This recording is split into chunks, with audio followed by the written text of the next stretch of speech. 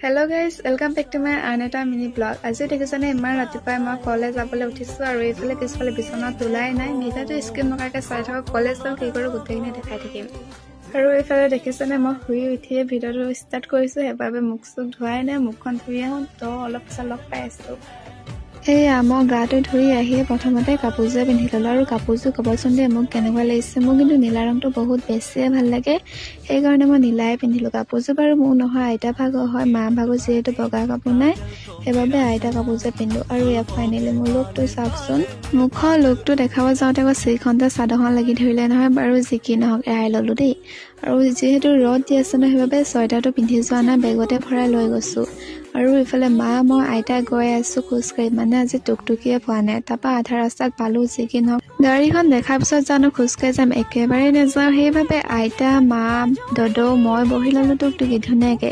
আৰু এয়া আহি পাই গলোহি সকামৰ ঘৰ এজন দুজনকে ভকত বুঢ়ীহেঁত আহি আছে আমাৰ বাৰু অলপ দেৰি হ'ল যি কি নহওক আহিয়ে খাব দিলে চাই পেলাই চাহ আৰু বহু খাই ললো লগতে বিস্কুট খালো দেই মই আৰু এইফালে আমাৰ পিনে গায়ন বায়ন আপোনালোক ফালে হয়নে বাৰু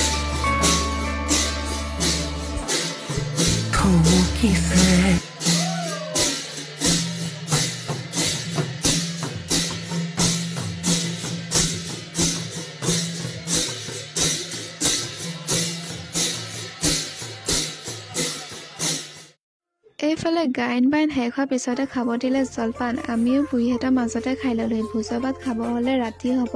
সেইবাবে ভোজৰ ভাত নাখাই গুচি আহিলো আজি ব্লগটো ইমানে যদি চাই ভাল পালে তেন্তে লাইক কমেণ্ট ছাবস্ক্ৰাইব কৰি দিব বাই